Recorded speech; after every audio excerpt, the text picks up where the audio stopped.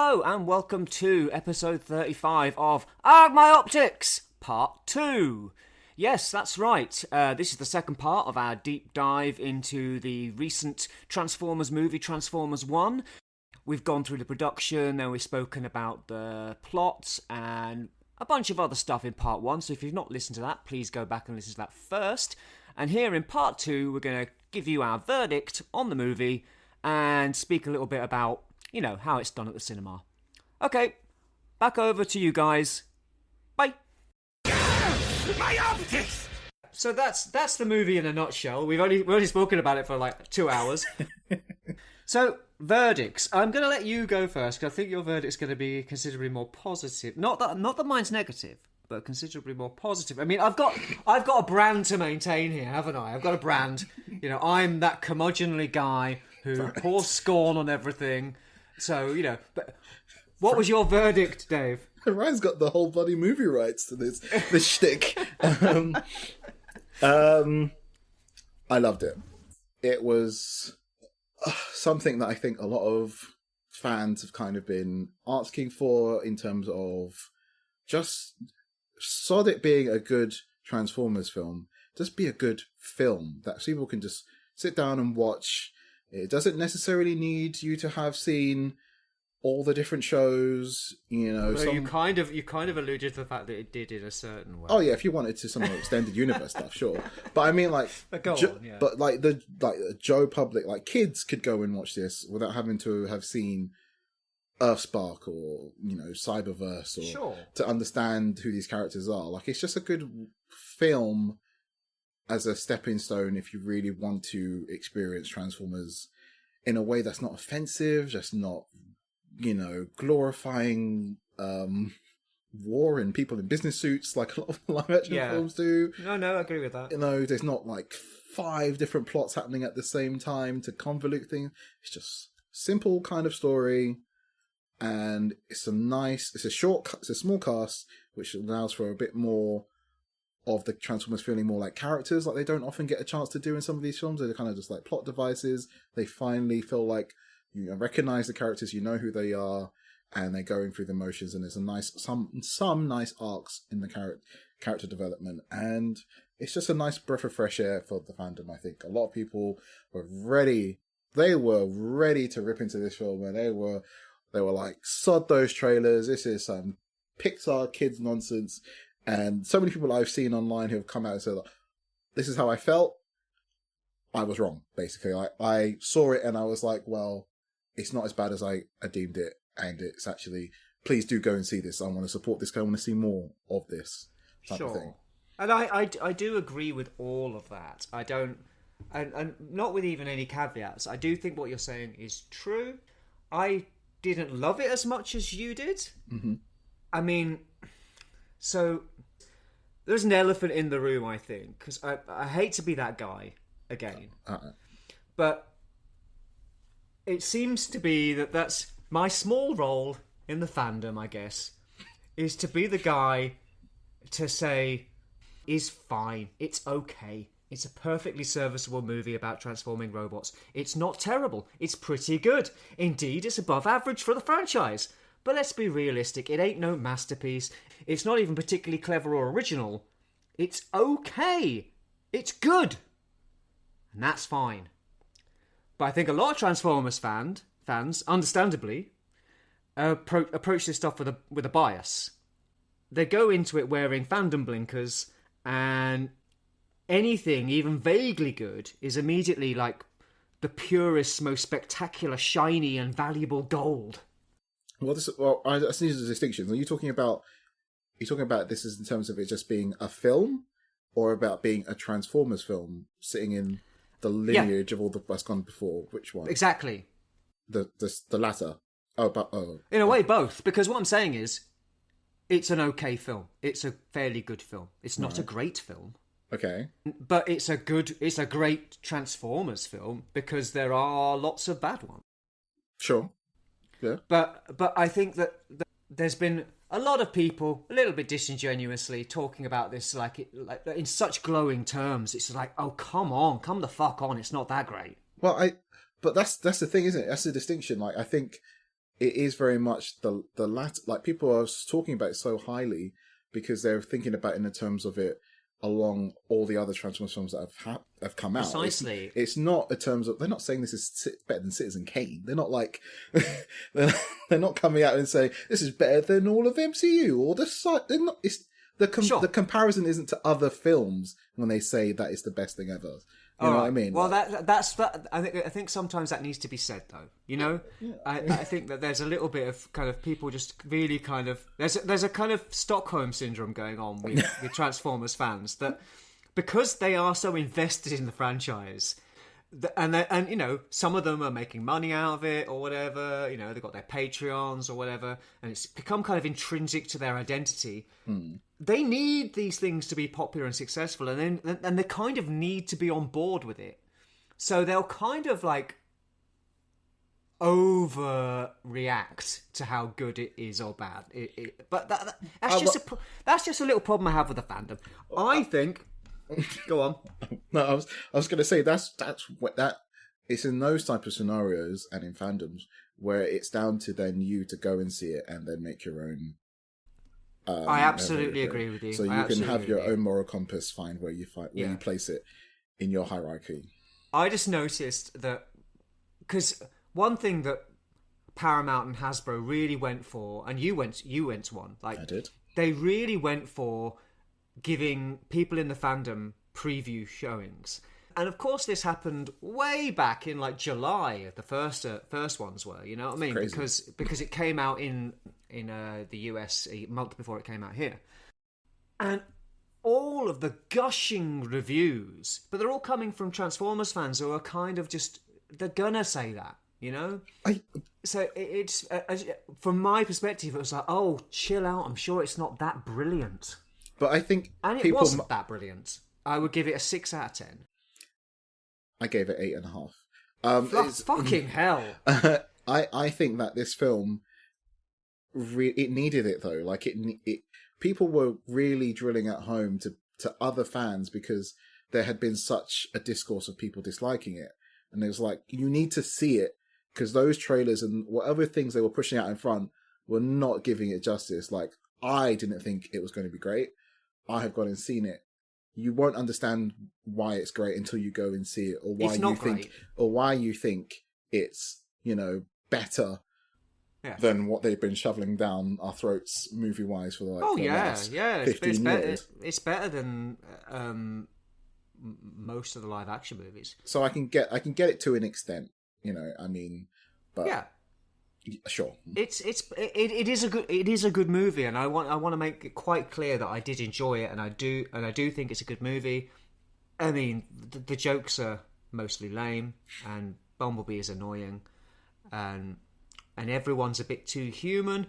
But once it gets going, it's pretty good, and I really enjoyed watching it. It's well paced. It's really kind of tightly put together. It's glossy, slickly done. There's hardly any flab on it. Like for 104 minutes, something like that. It's an hour and a half, hour and 45 minutes. Sorry, It's a simple story told well. It's just not all that ambitious. It doesn't really do anything unexpected or out of the ordinary. It's quite a generic Transformers plot, just done well. I mean, just for listeners, for some context, you know, I mean, I have known Orion for a very long time, and he has been very passionate about his dislike for the live action films since I met him. And we have talked about loads of movies, especially on the podcast. I think this is like a really high glowing review from you. Like, this the way you're saying it may not sound that way, but I think you did like this film in a way that I don't even think you realize how much you like. Like, you talk about films, you criticize films in a way that you're very, you know, strict on your ratings and things, but I think you enjoyed it. I think, and it's nice to see. I did enjoy it. I just like to think of myself as even-handed and analytical, and I think there's a little bit of a kind of lack of that within the fandom of people like being more analytical. It's like, not. It's not our day jobs to be movie critics. I agree. Which is kind of why when all the reviews started coming in, and you got certain people who I won't name, but like who just kind of they're gonna love it. Yeah. Whatever. And if it's actually good, they're gonna think it's amazing. So I didn't want to pay attention to any of their reviews because I was like, they're too biased. They don't, they're too committed. They're too involved. They need it to be good because it validates them. So I waited for reviews to come out by more respected movie critics and so on. And I think Michael Quinterson said, well, Mark Commode has done a review and he says it's good. And I watched it and went, yeah, he says it's all right. And he went, yep, that's pretty much what he said. It's all right. And it is. It is all right. I enjoyed watching it. I would watch it again. I didn't hate it. Now, I'm not kind of doing cartwheels over how fantastic it is or begging people to go and see it so that we can get another one made. I mean, I don't really care if they make another one. But hang on a sec. I do agree with that. Like, if a second one never happens, I will still be very happy with this film. Like, and I almost kind of why I kind of, go back and forth and like, and its runtime, like, cause it does need a little bit more here and there, but like, if they go straight back to the Bayverse stuff, holy hell they don't, but they did that with Bumblebee. Sort of. So, ish. Yeah. Ish. Yeah. That I think that we still got a nice, good, solid little film that has been, needed franchise-wise in terms of the fandom. Like, yes, it's always great to get new people in, but like, I think like, the old time fans have just been like, it is nice. It's a good movie. I give it, I mean, when I say 6 out of 10, that's above average, Like when you said 8.5, I was like, "Fucking hell, that's like incredible, really." Because you've not got far to go from there to a 10, So you've got to be careful, how high you go. So 6 is better than average, and I'm saying it's a 6 out of 10 film, not a 6 out of 10 Transformers film. Okay, it's a 6 out of 10 film. I think that's a good distinction as well. I did not, say that it was a good Transformers film when I said that. So maybe that is more where my rating comes from. Because but then I don't know, my film. But that's your fandom bias. My fandom bias. You got your fandom goggles on. Well, this leads us into like we wanted to talk about ratings as well, of like where we rank said Transformers films. So I'm really curious on how that plays into that for you. Sure. Because I want to know what your. We can do that now. I have a bunch of things I want to highlight about the movie, but we can do that now if you want. Yeah. Right. So where do you think I rate this movie? 3rd. You're correct.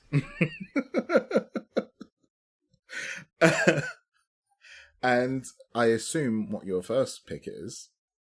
I find that film to, like you're saying about with like the fandom goggles, how can you really put that agreed. With the top? Because that film is way more like... Right. In a way, this does feed into some of the points I was going to make anyway. Okay. So yes, my number one Transformers movie remains Transformers the movie, 1986. And yes, it has its flaws. Absolutely. A lot of the flaws parallel. It's a silly cartoon movie made to sell toys, and it's far less. In a way, it's less serious than this movie. Mm-hmm. But what I loved about that, and what this movie does not have, is it was a sci-fi epic. And this doesn't have much in the way of sci-fi concepts. It's just... It's just it's set on a planet of alien robots. There could be any alien robots, and the only other aliens you see are the Quintessons. And then really, it's just like a kind of very human drama, which is fine. But what I loved about that movie was the ridiculousness of it and the kind of like the grand scale of it. And the music. Yeah. So much of it's tied up to the music. And yes, definitely, there's huge nostalgia involved in why I prefer that movie to this one. Mm-hmm. This movie does not grab me visually. Transformers 1 does not grab me visually. Okay. It's well done. It's slick. But it doesn't look amazing or breathtaking. I don't think anyone's going to walk away from this thinking it's like nothing they've ever seen before. It's towards the high end of the standard that we've come to expect from CGI movies these days. Yeah, I can understand that to a point, because it's hard for me to have an understanding of films pre 86 to have like a good comparison wise, because I'm not really talking about. I'm not trying to say that the '86 movie was breathtaking in its visualness, but I'm just saying that this movie doesn't. This Transformers 1 didn't blow me away visually, and Transformers 1986 blew me away visually because I was 8. Mm-hmm. You know, so yeah, sure. I'm sure there were much better animated movies at the time. You know, but what I'm saying is, I can't become an 8-year-old now and look at it through the eyes of an 8-year-old. And I wonder, and I do worry not enough 8-year-olds are going to see this movie. So, well, probably not enough. No, no. I was only talking about that just to have like a good baseline of what, like what you're saying, what what you experienced when you were 8. Is that comparable like what I experienced when I watched 07? Because that time 07's visuals, were amazing, because it was something we'd not seen before, type of live action mixed with so for this film to kind of have that same type of I'm not sure how comparable it is, but I just mean that I didn't like. I know a lot of people think this movie is visually interesting or amazing or on a par. I mean, oh god, comparing it with something like Into the Spider-Verse is just wrong. Like, Into the Spider-Verse is visually stunning. Yes. This is not visually stunning. I would never put it on nearly as high a pedestal as Into the Spider-Verse visually. No, like, yeah, as an animation. No, agreed. As an animation, Into the Spider-Verse is absolutely amazing. Yes. This is pretty damn good. Yes. Yeah? Yes, no, I would agree with that. Yeah, it's definitely, in terms of CGI, more kid-type films these days. They play a lot with different styles and animation techniques. And it's almost become so saturated that you really need to stand out like Spider-Verse to really, or even I think the other thing of recent years is that latest Turtles film. Yeah, which I think looked at Spider-Verse and went, we should be doing that. Yeah, you need... Which is, in a way, it's a shame that the guys making Transformers 1 didn't go, oh yeah, us too. Yeah. Because I think that would have actually elevated this a bit for me if they'd done that. No, I do agree. Like, it could have... That could have drilled something into it visually that may have drawn in more people.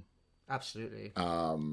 You're leading on to a point I'm going to make later, and you're basically making it for me. Oh, yeah. Right.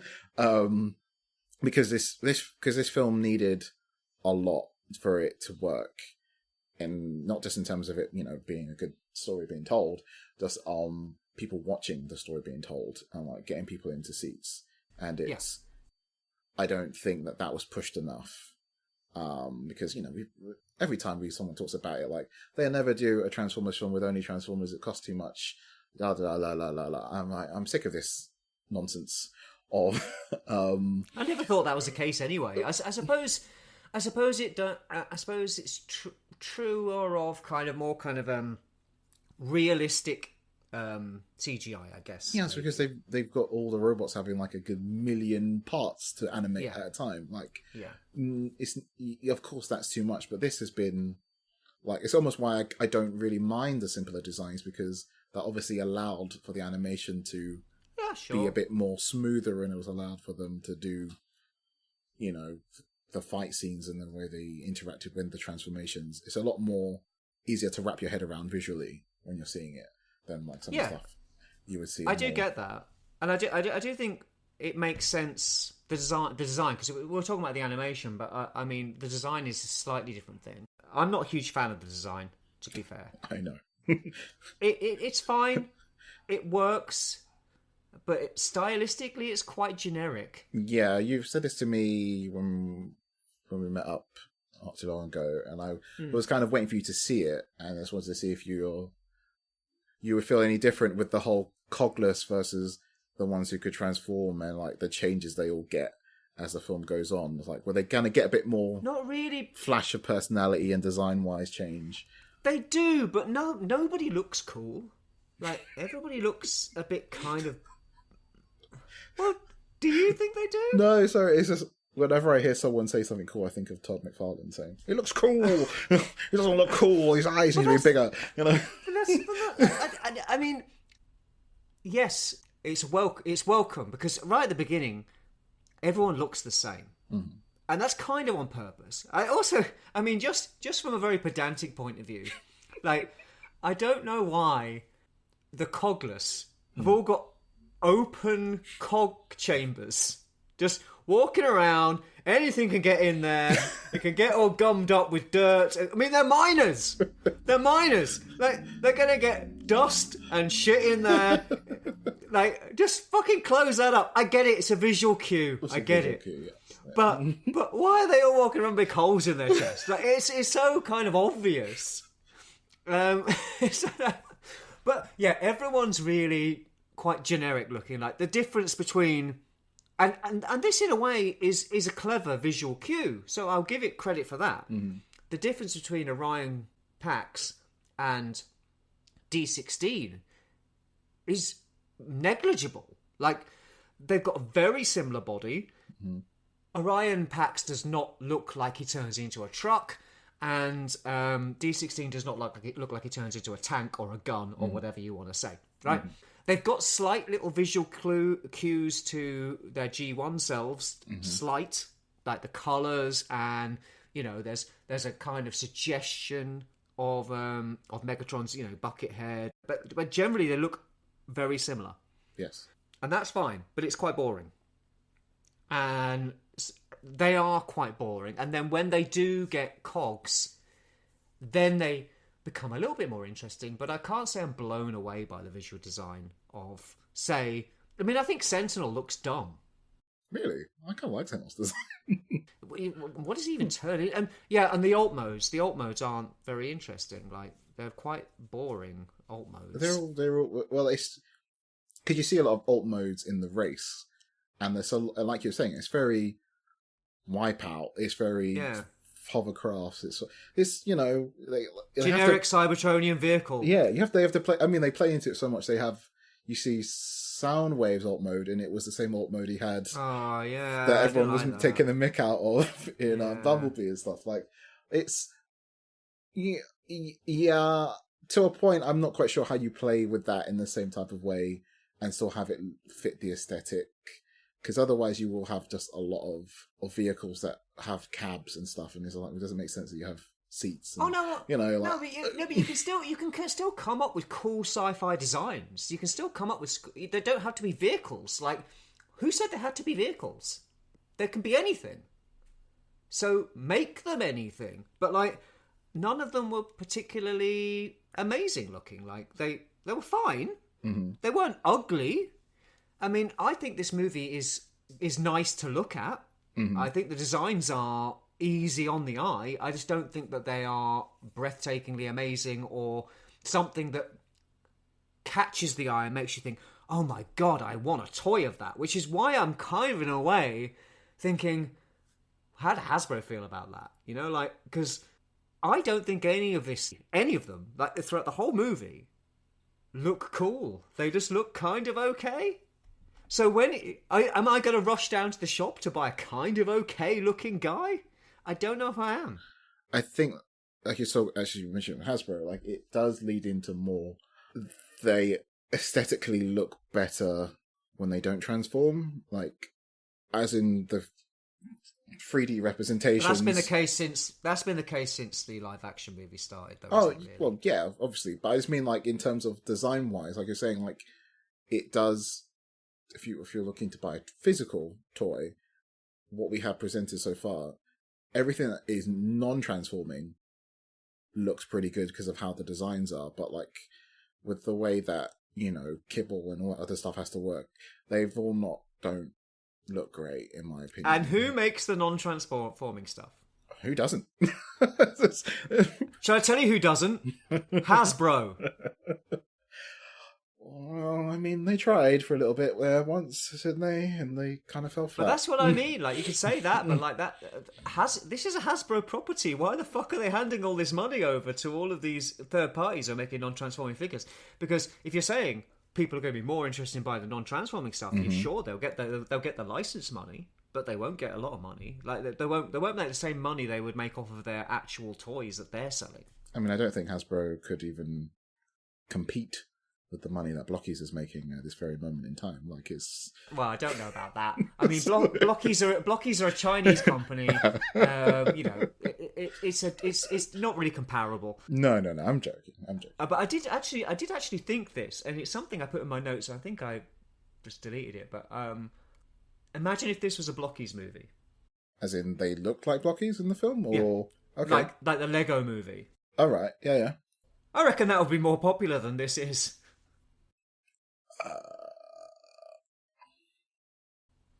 I reckon that would appeal to kids more than this does. It might, yeah, it would appeal to kids more. And well, this is failing to appeal to anyone.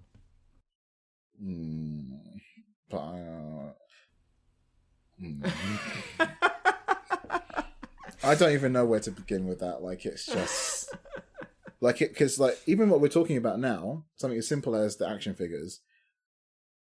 You can buy all of these non-Transformers things. You could buy your Blockies Transformers 1 toys today. I know. Today. There you go. Yeah. All the Hasbro stuff, or the majority of the Hasbro stuff, is coming out next year. Is it? Yeah.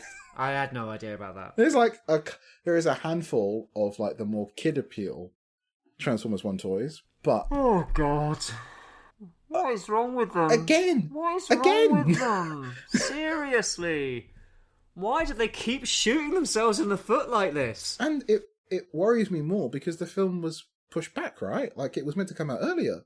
I mean, not only that, it came out in America over a month ago. Like, at least have them hitting the stores in time for the UK release. Like, wow. I mean, you can. There's a Prime and there's a Megatron in the studio series, but they've shown more. Like, there are more of the cast, bigger, like Sentinel. Like, there's loads of characters that they said they're going to do, but they've taken them until next year for it to hit shelves, and it's just so odd. Well, I suppose they were hoping for it to be a bigger hit than it was, and then they could ride that out, you know? But it's not even going to be here for like Christmas. You know what I mean? Like, it's just, how can you not line that up? No, I agree.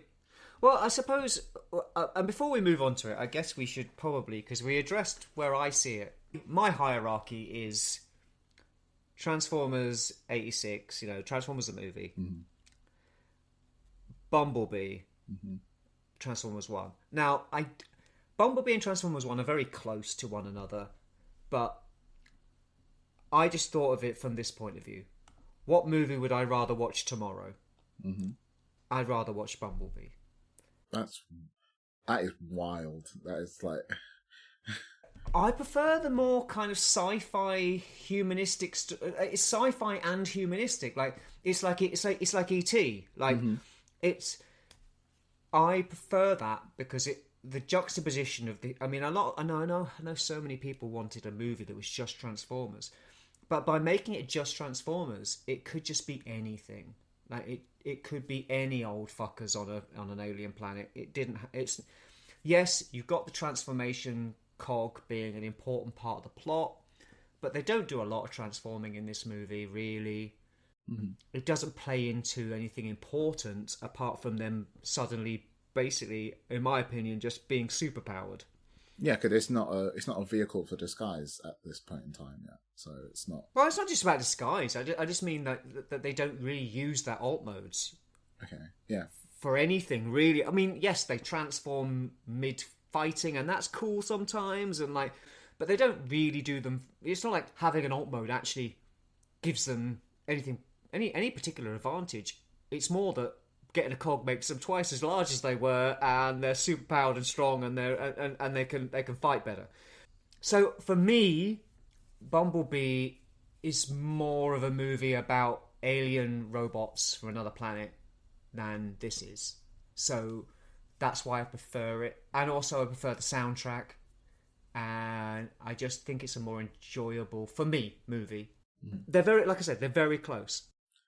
It's interesting to me that's where you put them, because I would have thought that the thing about Bumblebee that as far as I remember, that you didn't, really latch onto more enough was Bumblebee, and how he was made into this kind of kid appeal baby, as I remember you putting it. Yeah, but the Bumblebee in this movie is even worse. Well, I mean, of him not really being a character, he's like a vessel to go take you through the film.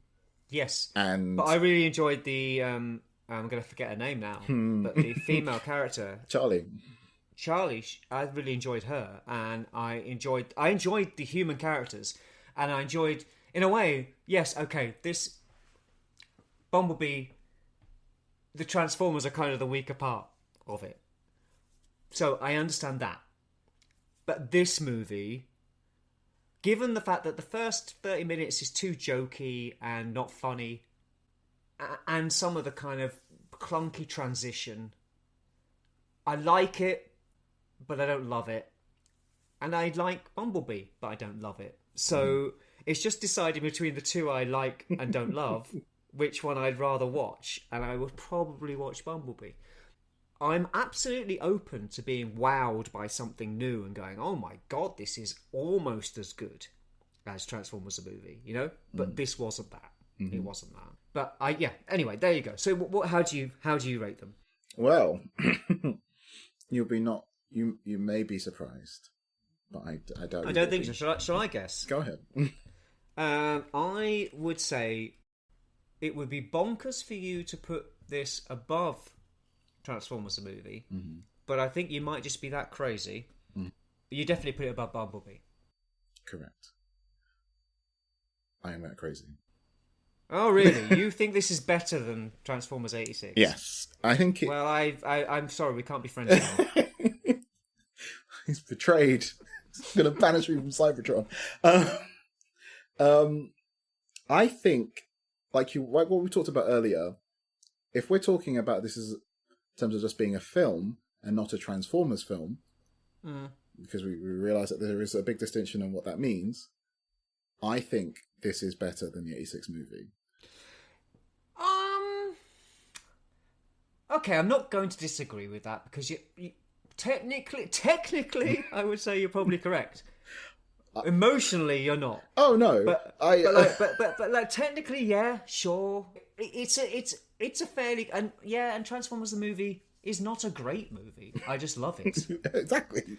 So yeah, I'd say okay, fair enough. No, I can't, say that without stating some things about Transformers the movie and like how amazing it was for the people at the time. Like you're saying, like it's so hardwired into the fandom and how beloved that film is. It is almost like you're saying, it's impossible to judge it fairly. To dethrone it. Or even to dethrone it. Like it's just so the staple, the love of the franchise, the music, everyone knows all the words. Which is sort of why which is sort of why I'm saying that this movie needs to be more amazing to do that. It would never do it. Like it's but it has for you. I'm a special case. No, I think it's in terms of your age. Like I think the closer you are to that film, it's going to be harder to switch it. It's also why I think that or even discussing Bumblebee in the conversation of how long it took for those films to get to a point where it was like, this is watchable. This is actually all right, this is something that I could sit down and not feel embarrassed sitting there with my family watching it. Yeah, sure. I get that. It all depends on where you land in the franchise. And I think for me that it does hit that. Like, it's a film that's a good starting point, but it's not unlike the Transformers the movie. Transformers the movie, you're thrown in. Well, to be fair, you'd had like 2 seasons of a cartoon. Did you? I mean, like you guys had the comic, but you weren't exposed to it like in the same way. I'm sorry, in the UK, no. but obviously the target audience is not like, you know, the target audience of that movie and Transformers in general is America. Yes. So like they'd had 2 seasons of the Transformers show showing relentlessly over and over and over again for a couple of years, right? So they knew it. They didn't need that kind of what I was talking about before. They didn't need that kind of like explaining it to people. Well, even though I totally kind of my opinion on these things normally is it should all be in a movie, and it should. Mm-hmm. But they didn't need it. They didn't need it because Transformers was so fucking massive. Oh yeah, but if you didn't know who Optimus Prime and Megatron were, you must have been living under a rock. Yeah, but it's the fact that film takes that and is like, sod that. We're killing everybody. Oh, sure. You know? Well, I don't care if you know or love Prime, you know? I mean, I feel kind of slightly ridiculous coming back after about 6 months of not doing this podcast, but you know what? We've got a podcast about this movie. You can go and listen to that. That is true. We have a podcast about Transformers the movie and about that. But yeah, I get it. But I find it very difficult to rate something above it. It's why fine. I was so, because you were telling me like I could just read the synopsis, I could go back and watch a refresher. Like I had to go see the film again because I thought because you loved it. No, because yes, I did love it, but I mean, like when it came to thinking about where it sits for me, it's like maybe it's just because I saw it early. Maybe it's because of the situation I saw it, and I saw it with like-minded people, and like it was in, you know, Leicester Square and everything. Maybe that's why. And I had to go and see it again on my own. Didn't go with anyone else. I was in the cinema with probably like 6 other people, like you mentioned. We'll talk about that. And no, I enjoyed it. Like I really enjoyed this film, and I think it needs to be given its flowers for where it sits and how it is, you know, someone doesn't want to have to say that it dethrones the 86 film or anything like that. You could just say that it's a very nice love letter to Transformers in a way it's not been handled probably since the 86 movie, and even at that time, that's not what they were doing. They were trying to sell a lot of toys by killing off the cast. It wasn't the intention at the time of it being a great love letter. Like it's... Oh no. No, I mean, but the thing was, it was G1, so how can you be a love letter to Transformers when you haven't even finished Transformers yet? I know, but I mean, it's the way people... You know what I mean? You can't really be nostalgic for something that's not over yet. It's the way people view it, is what I mean. Like, it's so... Yeah. I mean, I can't really think of a film like it in a franchise where it's held to such a regard. Well, because warts and all, it's still very entertaining. That's the thing. I think it really dawned on me when I tried to show this basic film to people over the years, and how hard they took. It was hard for them to follow visually. They found all the weird musical cues weird and like out of date, which I guess it would be like after so long. Like it's just, and I almost think some of the things that they didn't do in this film, in Transformers 1, like we were talking about with songs, like there's nothing to really hold it to date it, I suppose. Because like Rise of the Beast, they have like an LL Cool J song in like one of the hype moments of it. Like it's just sometimes having that not there may feel odd, but I think it was a good decision to do. Whereas it works in Bumblebee because it's a period piece. Oh yeah. Oh, Bumblebee's a bit different. Yeah. I do think it was a good choice not to have songs in this movie. I don't think they would have worked. I'm surprised. I think it would have been intensely annoying. I'm surprised they didn't play the touch at the end. I'm really surprised they didn't play some glad. No, they played some awful song. They didn't. Oh, and the credits, yeah. But I mean, like, I mean, like when Prime gets the Matrix and all that. I'm surprised they didn't do that. Like they didn't do some sort of version of. Well, we did sort of say that, didn't we, about how they didn't. No kind of huge, kind of like horrible, kind of cringeworthy references. No. So yeah, no, I agree. So Transformers 1, Transformers 86, Bumblebee. Oh, yeah, okay. I mean, as much as it pains me to hear 86, I can understand your reasoning. I don't agree with it, but I can understand your reasoning. It's fine. You hear that, folks? My optics! So, I guess we should talk about... People love this movie. Lots of people love this movie. It's got like really great ratings on Rotten Tomatoes and so on. Mm-hmm. But we should probably talk about how well it's done financially. If you got the latest stats, I thought it was the top of the UK hits because no one was going to see the Joker 2 and yeah, but that's I mean, that's kind of false equivalence, isn't it, really? It's like no one's gone to see this movie that no one likes, so they've gone to see Transformers 1, but not that many people. So originally it was projected to gross between $30 and $40 million on the opening weekend. Can you guess how much it made in the opening weekend? Less than that. Probably 13. Not 13. It made 24.6. Oh, that's not bad. If you're... Well, yeah, but they wanted between 30 and 40. And they're coming 6 million under. It finished second in the box office behind Beetlejuice. Beetlejuice? Okay. I'm surprised that was so high. Well, also considering Beetlejuice had already been out for 2 weeks. Oh. Yeah, not great. And it lost out to rival animated robot movie, The Wild Robot. Which does look good. Oh. Yeah, but that's doing better. And only took another $9.2 million in the second week. So the budget of the movie is reportedly $75 million. Mm. Although some sources put the cost of production a little higher, considerably higher. About the top figure is $147 million.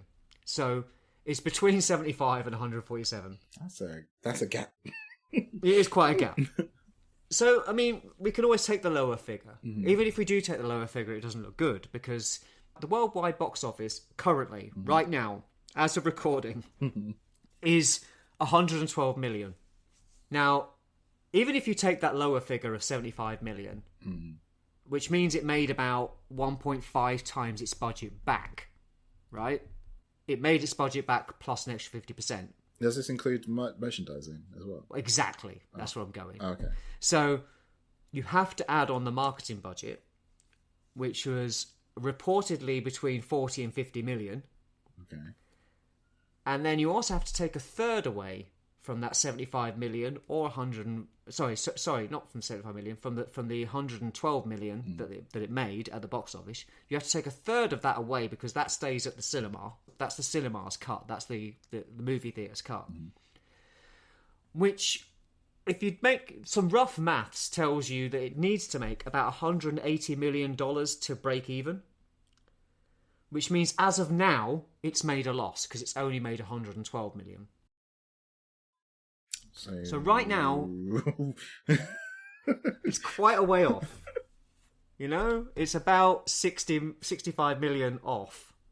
What it needs to make. We spoke about this, I mean, like on WhatsApp and stuff. Like, when it gets into this side of films, I just don't really understand why they do some of the choices they do these days. Because some things are just... You need to do stuff to get people there. You need to get people to go into the cinema. Absolutely, yeah. And some of the choices that was made in the lead up to this film, I don't think was doing that. Or they weren't targeting the right people. Agreed. But then that doesn't really mean I can, found a suggestion of what they should have done instead. Because I'm not even quite sure what you could do to get most people there. I mean, maybe releasing it at a decent time where kids are going to be off might be a start. But I'm not quite that's sure. That's only in this country. It was released at a time when kids are going to be off in America. Oh, well, yeah, well, fine. And that's their main market. Really, the main markets they're thinking of is going to be the US and China. Yeah. Like, yeah. The UK is small tomatoes. You know what I mean? Like when you said to me, I want to go watch it again, and I'm like, I want to support the movie. I'm like, well, yeah, but I don't know if that's going to make a scratch. you telling me my $6.99 is not going to tip the scales here? How dare you? Precisely. That's what I mean when they're saying, "Oh, it's now beating the Joker Part 2." It's like, but who cares? That's the UK. No one cares. It won't make any difference. But yeah, for me, I think there were two reasons. It's a shame because this, as much as kind of I've pulled it apart a bit here and there, I do think it's a good movie and a good enough movie that it could have succeeded in breathing like more life into the franchise. Mm-hmm. And I think the two things that held it back, one is objective and the other is subjective. Oh dear. First one, the subjective one, if I take my Transformers hat off, my Transformers fan hat off, mm-hmm. and think about the visual design, I talked about it a bit ago, I didn't find it awe-inspiring or breathtaking or eye-catching. And I don't know whether that other people did, but like watching the trailer, I didn't think, oh my god, that looks unlike anything I've seen before. I must go and see this movie, you know? And I don't know if it had that, like we were saying, not the same effect that say Spider-Verse had, or the Lego Movie, or something like that. You know, like that kind of wow factor. I don't know if anybody who's not a Transformers fan looked at the trailers, regardless of whether the trailers were skewed towards kids or skewed towards adults or not, looked at it and went, "Oh wow, I want to see that just because it looks so great." Yeah. I mean, I can see what you mean with the designs in that sense, or like the visuals. Sorry, in that sense of like how you needed. It's not an ugly movie, but it's not a breathtaking looking. It's not an amazing looking movie. Like I know what you're talking about because Wild Robot, the one that's out in the cinemas now, has that. It has. Yes, it does. It does an aesthetic where it's like, sadly, you know. Ooh, I wish it wasn't true. I do wish it wasn't true. But like, I saw the trailer to Wild Robot when I went to see Transformers 1, and I thought, that looks interesting. It looks interesting. That looks visually interesting. Yes. Whereas I don't think Transformers 1 quite had that. It was close, but I don't think it quite had that wow factor. Yes. No, I agree. I think that could have been a turning point for it to draw in, like you're saying, like, you know, Joe Public, not the average person. Although, I'm not so sure that really matters in the same way in terms of, you know, a parent is going to take their kids to go see this film regardless of how it looks, if they're going to take their parent to see it. I mean, there are other aspects, obviously. Yeah, like, I get the impression that I'm just saying that is one of the ways you draw someone in to see a movie. Oh no, and I don't think that they really hit that one. It's hard for me to really visualize in this world we live in now, where so many people just wait for it to go on streaming, and it's, you know, the cost to go to the cinema. Like, you know, sometimes you could be like, why am I spending this money? And then maybe to get food, and then to get a drink, and then, you know, it could turn out to be quite a chunk of change to go watch a film that you could probably watch within whatever streaming platform or where you view films these days is just so accessible. So like, and it'll be, you know, and that's the other thing, you know, it will be accessible in like a month or two, like, and it will be on those platforms. So you need to do even more than the norm to get people to watch something. And that, like you're saying, visuals is definitely one, and I just don't feel like they did enough, you know, for this film for that. Well, no, I mean, and that's the objective point I was coming on to. That, you know, the subjective point was that I didn't think visually it wowed people, and I'm sure some people were wowed by the visuals. So that's why I'm saying it's subjective. Like, I'm not saying I'm the arbiter of what is or what isn't visually stunning. You know, maybe some people looked at it and went, "Oh my god, that looks amazing," and I'm great. I'm glad they thought that, but I didn't. But the objective thing is that the marketing was confusing and bad. Like, I've not seen a billboard for this. I have. I've not seen it on the side of buses. I'm sure you probably have because you live in London. That's it, everybody where. I've not seen it anywhere. Right? I've not seen it on cereal boxes, crisp packets, cans of pop.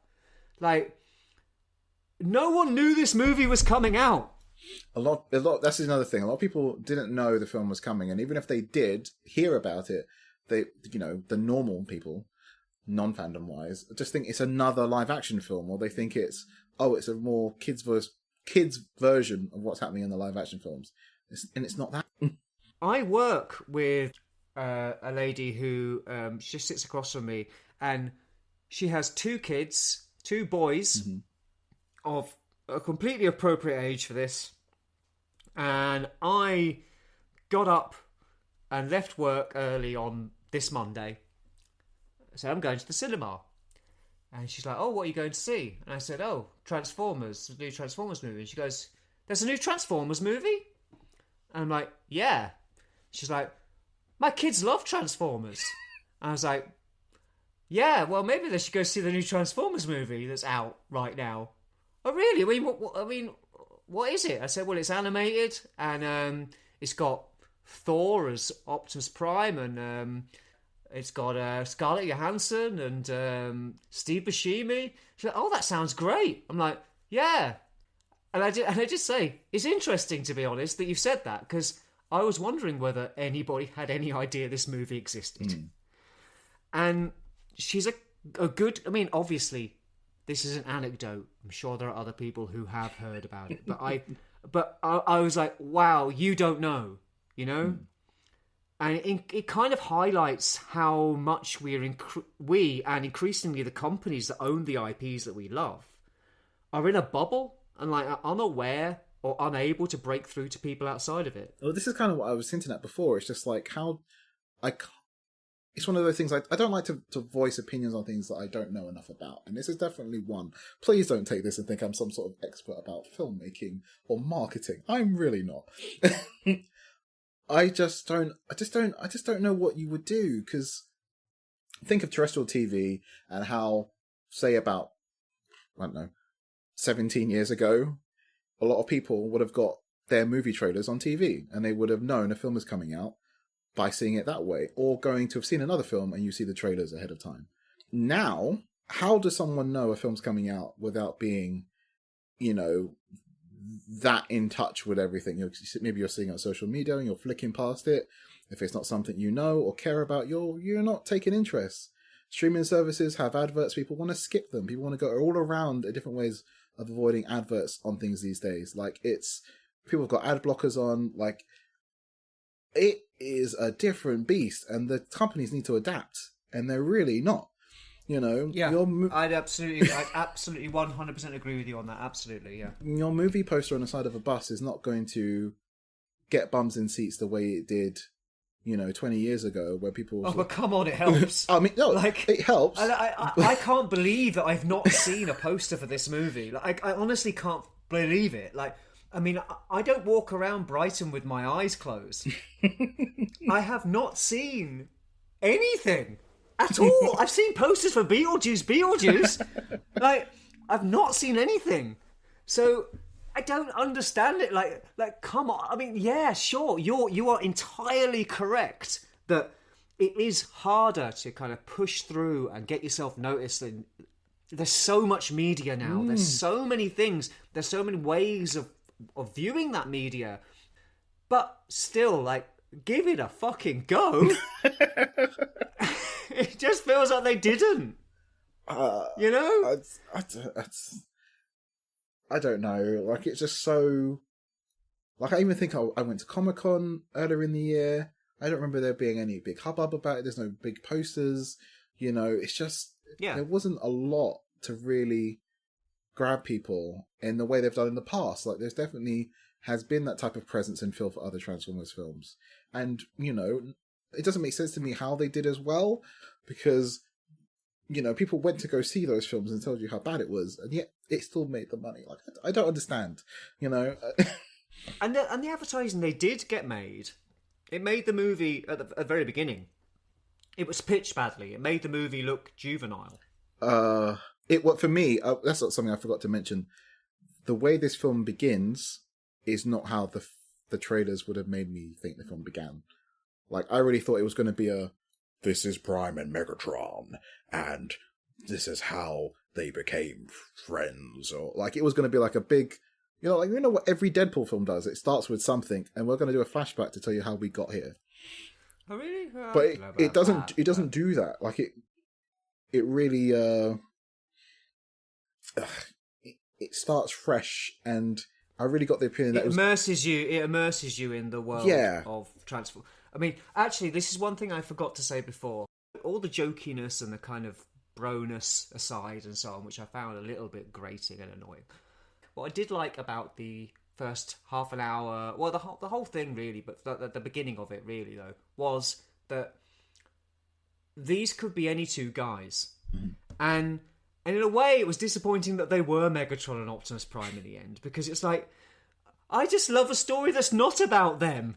And I was like, these can just be a couple of guys who fall out, and maybe they end up joining the Autobots or the Decepticons. You know what I mean? But not be the main guys.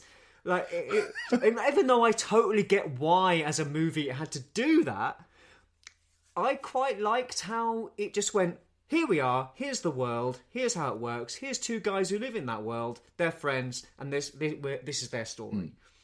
And it was almost kind of like disappointing that I knew that that's who they were going to be, but in a way I was like looking at them going, these could be any two guys. And in fact, I don't recognise these personalities as Megatron and Optimus. They're too juvenile, they're too jokey, they're too...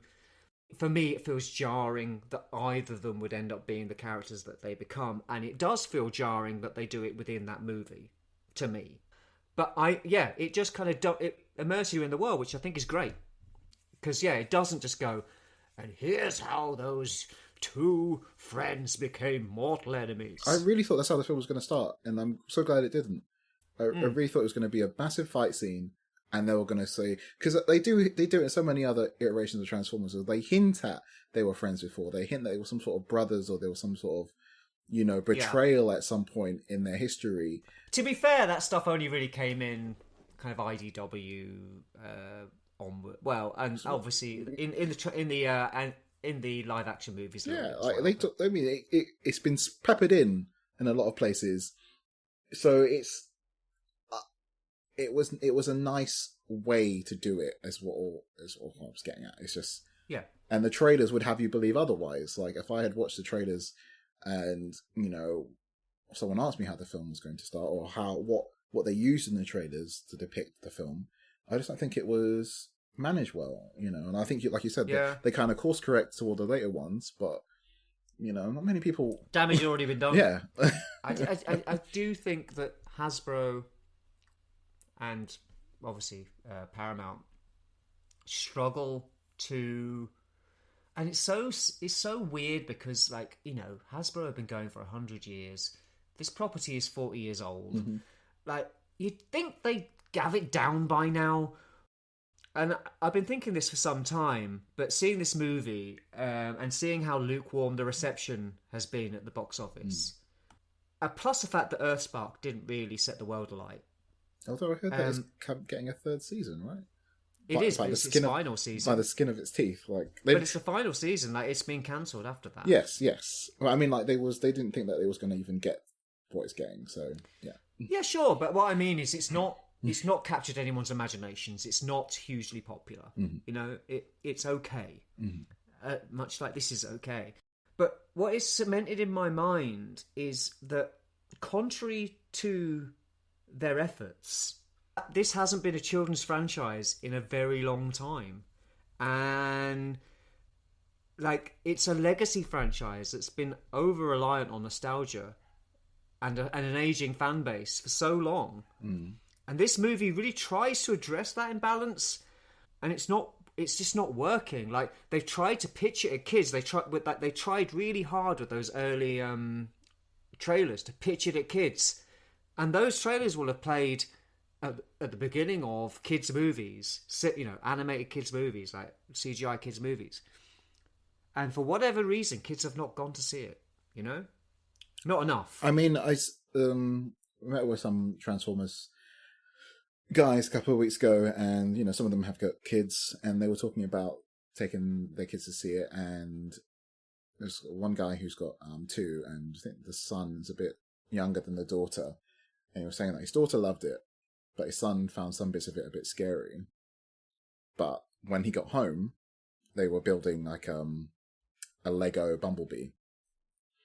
And he said when his son got home, he really wanted to finish it, and he looked through the pages of the book, and he was disappointed that the Bumblebee that they were building was not going to look like the Bumblebee he just saw. And I think some part of what is being missed is that the problem with Transformers is that there is just so much things happening at once. All these iterations that are happening. Yeah. Even on the shelves, there are different toys from different things. And it doesn't make sense for a child, in a sense, to like go in and pick up this thing attached to like Earthspark. Like there's not toys on the shelves for Earthspark the same way there is for Cyberverse and Studio Series, and then there's Generations, and then you know there's the more one-step chambers and stuff. Like it's just there's so much, it's so convoluted that it makes it hard for a new fan to attach onto it. It's completely unfocused. Yeah, it's just and like when I was 6, when Transformers launched, and when Transformers the movie 1986 came out when I was 8, all the Transformers on the shelves were G1. Like there wasn't a myriad of different Transformers lines. There was one Transformers line, and that was the line. You went down there and you bought yourself an Optimus Prime. And well, even in the you don't have that anymore. Even for you, like you had the distinction of the comic and the cartoon, but they were still, even though they were different stories, they were still the same stories about the same characters. They were close enough. Yeah, they were close enough. This is it. Like, how can someone? Because like the current story, the Daniel Warren Johnson comic, is completely different. Completely different. To, you know, and it's I don't know, man. They're just so their hands are too many pies. And I mean, like, even when they tried to rein it all in and did the aligned continuity and say, like, the games are together, the comics are together, the shows are together, even that was convoluted and didn't really make a lot of sense. Like, if they've just not got someone at the helm to be, like, directing it all to make some sort of cohesive thing. Yeah. I think it's because Hasbro just want to have all their cakes and eat them. Oh. They want to be able to have a line for collectors, have a line for kids, have a movie for kids, have a movie for adults, have a TV show for little kids. And yeah, it is a confusing mess, even for an adult. Yes. It's a confusing mess. Like, it's not just for kids. It's just like, which one should I get? Like, I would like a toy of Optimus Prime, please. I just think... Well, which one would you like? There's several. Well, that's it. I mean, even... Here's your choice. Even for me, growing up, the disappointment I would have had if I asked my parents to buy me a Prime, and they would have bought me a Unicorn Trilogy Prime. There was always the bigger one and then like a deluxe version of it. I would have been happy with either. Now, your parent could bring home any old sort of Prime. They could bring one back that's like a Happy Meal Prime. Like, honestly, you've got so many options. Yeah, no, it's absolutely true. Like, it's a minefield. It's confusing, and maybe they do need to kind of strip it back and go, this is the line we're doing now. I remember when I got into Transformers as an adult collector, I couldn't go to the shop and buy like a G1 Prime or a G1 looking Prime. Yes. Because it was Armada. Mm-hmm. We were in Armada. We're getting Armada toys. Yeah, sure, there were a few G1 reissues. But that's reissues. Like, now, you can go to the shop and you can buy 8 different Primes, and there'll be a G1 reissue one. Yep. There'll be a one from the 86 movie. Mm-hmm. There'll be one from the whatever the current toy line is. There'll be a core class one. Mm-hmm. There'll be one that's, I mean, especially with Transformers 1, there'll be an Orion Pax one, then one that's actually Optimus Prime. There's tons. There's too much choice. And that's just Hasbro. They've got Hot Wheels in there. They've got Jade have got toys. You know, Hasbro have gone absolutely mad with the licensing recently. Like, I mean, again, when I got into Transformers, as in got back into Transformers as an adult, The only people making Transformers were Hasbro and Takara. What a novel concept. Like, there weren't 600 different licensed people doing Transformers products. Mm-hmm. If you wanted to buy Transformers, you had to go buy Hasbro products, or you had to order a Takara one from an import site. Yeah. Like, and there were no third parties. Yeah. I mean, you can't control that, but Hasbro can control how much licensing they're doing, and they are going mad with the licensing at the moment. Yes. Same for G.I. Joe. Yeah. Like, it across the board. They're licensing everything. I think it's almost to the detriment to new people. And as much as you love blockies, and as much as you love a lot of licensed stuff, it's just too much. Oh yeah, I mean, to be fair, like I do to an extent, I do get it, because once you get above a certain price point, it's not even really in the same type of conversation of like, say, like a Flames Toys or like some of the more higher end model kits and things. But when we're just talking just main retail, even that is convoluted. It's just what they're doing are on their own accord, and then like when the stuff is coming out, like we've been talking about this since we watched War for Cybertron. Like, it's just, why is this thing's not lining up to such a big way? You're making it. Yeah, people are getting their Transformers 1's blockies before they're getting their Transformers 1 Hasbro products. I will definitely be buying the Olo Park ones way before I even think about buying the Hasbro ones. Like, I mean, I won't be buying anything because I don't like the designs that much. Not enough. None of them. Which is kind of what I was getting at. Like, the voice acting was fine, and the characterization was fine, but I didn't kind of go, oh, I really need that version of that character. Well, even if you did, the option is not there, and even with the options that are there, you wouldn't have liked them. Like, that's what I'm getting at. Like, I think they need to simplify things. I think they need to go, this is the line we're doing now. This is the thing we're throwing all our money into now. It's this TV show, or this, maybe not a TV show. TV shows don't do great, but like this movie or whatever. Or this idea, this concept of a toy line. Rather than just spreading everything. It's too little butter spread over too much bread. They are stretching themselves out in so many different directions in the hope that one of them is going to kind of grab someone. 100%, because they've got Beast Wars, they've got Studio Series, they've got Studio Series games, they've got Studio Series live action movies, they've got Generations, they've got, Earthspark. There's just so much happening at once. Yeah, I think they need to kind of consolidate and focus. I understand the argument of not putting all your eggs in one basket, but they've got their eggs in a million baskets, and none of them are doing that well. And they don't give anything any time or money. They don't put enough money behind something they don't put enough commitment behind the one thing before they move on to the next thing. Like, let's talk about the future of this movie. Let's get back to the topic in hand. The future of Transformers 1, like, okay, it's not doing well, which is throws the idea of any more movies into question. So they talked about making a trilogy originally. Lorenzo di Bonaventura, that's his name, Lorenzo di Bonaventura, he confirmed the story was mapped out to progress over 3 movies, detailing the progression of the characters into the depictions of their live-action versions, which I don't think that's happening anymore. Please no. Even to the point of going, Chris Hemsworth's depiction of Optimus Prime will grow into Peter Cullen's depiction. We didn't really talk about the voice cast too much, but we've been going on long enough. I like them. They were fine. They were all good. I have nothing bad to say about the voice cast. They were all good. So anyway, but as of September this year, they kind of backtracked on that and said that the Transformers 1 sequel will be made if the film turns out to be a success. With the filmmakers already having devised ideas for a character-driven sequel to it. Why? I don't.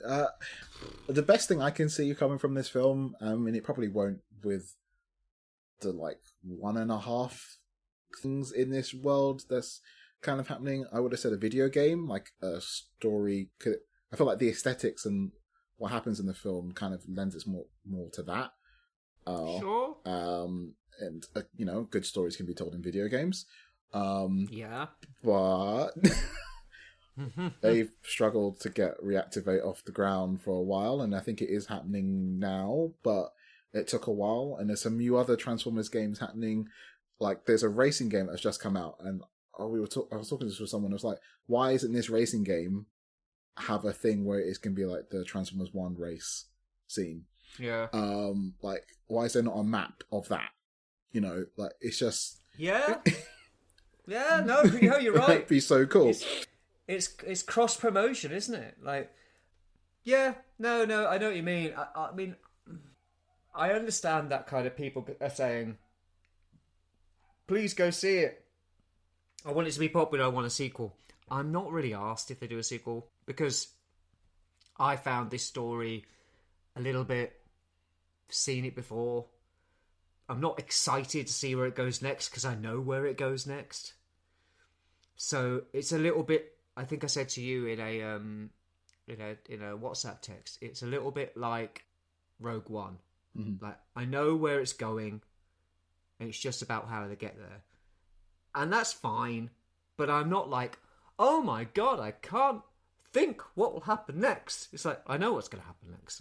It's going to be okay. We'll probably have a bit. The Quintessons will get involved again, and the Decepticon Autobot war will kick off in true style, and then eventually, I imagine if it were a trilogy, by the end of the third movie, they might be heading out into space to find other energon sources or to remove asteroids from their path because their planet is hurtling through space. I know the story. I've read it a million times. I know what it is. So I'm not excited to see I'd watch it, but I'm not excited to see a sequel. See, what I said to you when I said to you talked to you about this film, I said that you'll probably like it in the way that you like Spider-Verse, but then if they do a sequel, it will leave you across the Spider-Verse. Whereas I'm not sure could be that they could do a sequel, but there's no guarantee of how much, even though we do like this one, that the next installment will be as good, because as soon as they think, oh, it's great, more hands come into the pie and more cooks in the kitchen. And the thing is, though, this hasn't landed the same, has it? No, it hasn't. Into the Spider-Verse was a runaway success. Well, I mean, I don't know about runaway. I mean, it made money. It made money. It made money, but even... That's what I mean. It made money. It made much more money than they were expecting it to make. Needs more credence to what you were talking about the visuals, because it came out in a random time of the year. It came out at Christmas time. It was they did not put a lot of marketing into it. It was a thing that was this is happening over there. Yeah. Watch it if you want to. They did not expect it to be as good as it did, and it did the numbers, but it wasn't because they pushed it. No, agreed in a way, and that's another reason why it did such incredible numbers, because they didn't throw loads of marketing money behind it, and then they still made shit tons of money on it. So, agreed. But yeah, we'll see. The last word on it is I like the movie. It's a good movie. It's one of the better Transformers movies. It wasn't perfect, but I'm happy with it. It's all right. It's fine. I don't have to be negative towards everything, and I'm not, as much as you guys out there might think I am. I mean, you have a way with words when it comes to reviewing things, especially movies, and it is nice for me to hear you, at least give it the level of it's fine, because that's whoa. I think I saw someone message on one of the groups when you said it was fine. They were like, "Wow, that's almost an 8 out of 10 for a ride." That is right. That is what Mike said. Yeah. Yeah. It is. That's the thing. It is a seal of approval from me. Not that anyone cares about my opinion, but I think it's okay. I think it's good. It's good. Well, yeah. Yeah. There we go. Let's end the podcast on that. It's good. We both think it's good. Dave, a little bit more than me. As I say, But there we it's go. good. If you can't or haven't seen it, please do watch it. And I don't mean like you have to rush to the cinema and see it. I don't care if it adds to the money at the end of it. Just watch this film. When it comes out on DVD, streaming, whatever, give it a chance. Just, Yeah, I agree. do you know what I mean? Just... Absolutely, and I'm saying, and if you are a Transformers fan and you want to see better quality Transformers movies, then yeah, maybe you should go see it at the cinema. Maybe you should go pay your money. I don't know at this late stage that it's going to make any difference, but maybe you should. And why not? And, you know, it's visually entertaining. I wouldn't say stunning, but it's a good movie visually, and seeing it on the big screen is certainly probably worth paying, you know, £6-7 for. Why not? Don't be paying 14, 15, you know, but like you know, Don't go crazy. you know, go on a Monday when it's half price or whatever. Like, that's what I do. But no, it's good. It's good. It's good. Go see it, guys. It's good. My optics! All right, let's do an outro. Well, it's been a long time since I've done one of these. Right, that's a lot, everyone. I'm not going to beg you to all drop me a line via social media. You've never done it before, so why break the habit of a lifetime, yeah? However, Dave is still slogging his guts out for you ungrateful bastards on Instagram. And and like so many, I'm sure he'd love to plug his content and socials, right? Yeah?